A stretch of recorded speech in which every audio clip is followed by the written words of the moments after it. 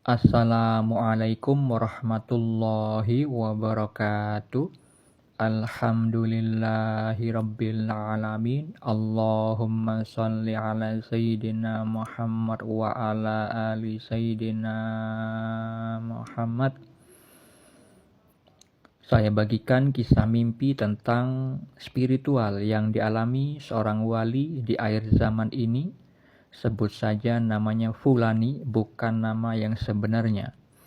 Fulani adalah seorang ibu rumah tangga yang sebelum beliau itu bermimpi, beliau dinasihati oleh suaminya bahwa Fulani itu jangan berbuat kesalahan seperti orang awam, karena beliau itu bukan lagi sebagai perempuan yang biasa. Nasihat dari suaminya itu adalah tentang firman Allah di dalam surat Al-Ahzab ayat 30. Allah Ta'ala berfirman, "Wahai istri-istri Nabi, siapa di antara kamu yang melakukan perbuatan keji yang nyata, pasti azabnya akan dilipat gandakan 2 kali lipat kepadanya. Hal yang demikian itu sangat mudah bagi Allah.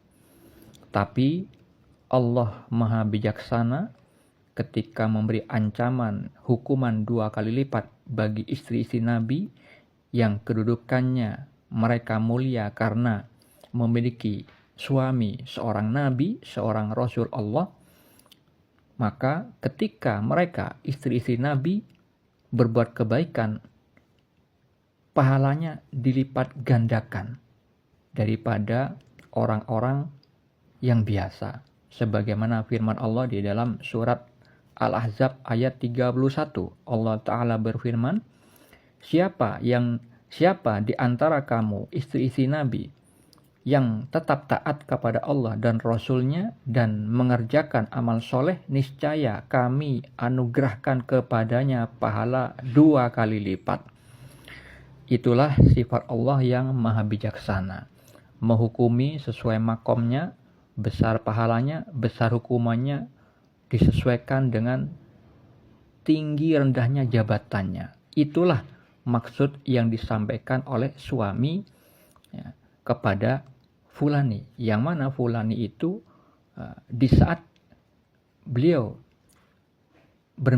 akan bermimpi hal yang akan saya ceritakan ini pada tahun 2024. Suami Fulani memperingatkan hal itu karena mempercayai mimpi-mimpi sebelumnya yang telah dialami oleh Fulani tentang makom atau kedudukan spiritualnya di sisi Allah adalah sebagai salah satu wali abdal yang mastur, yang tersembunyi status kewaliannya. Sudah saya posting beberapa video sebelumnya tentang wali abdal. Itulah mimpi-mimpi yang dialami Fulani yang sekarang akan saya ceritakan mimpi yang lain, tetapi mengenai status kewalian suaminya. Nah, setelah Fulani itu mendapatkan peringatan dari suaminya, maka malamnya Fulani itu bermimpi.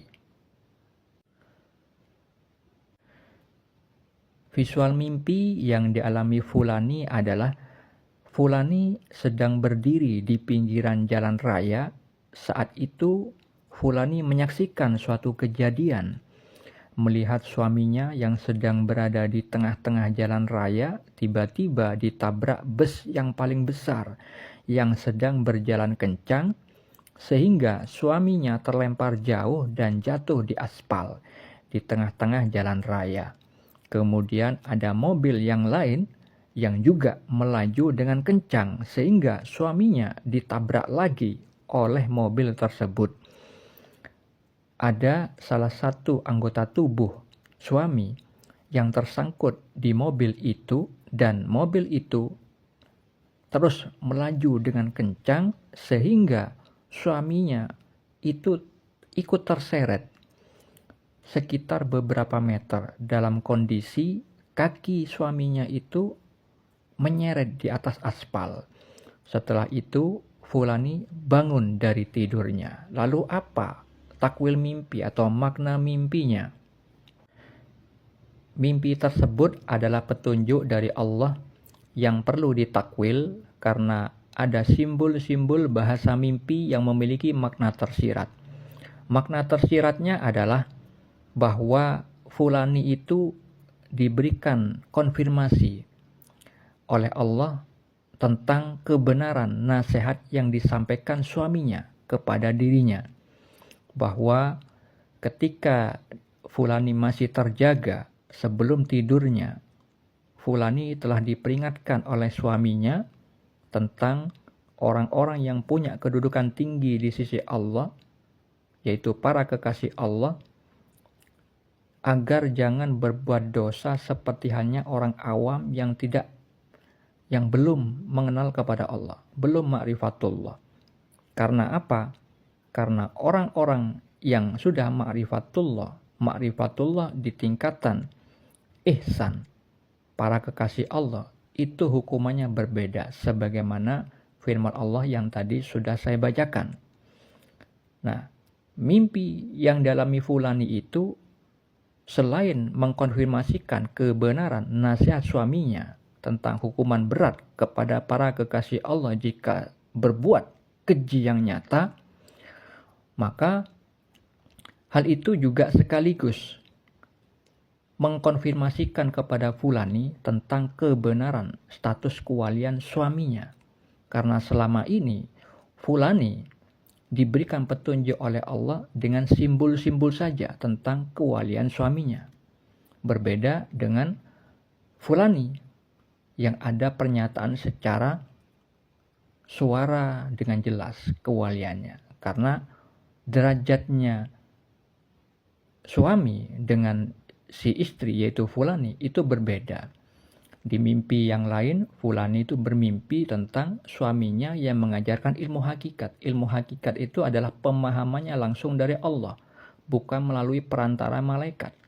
Yang mana suaminya itu yang telah membimbing si Fulani menuju makom berhakikat, namun derajatnya berbeda.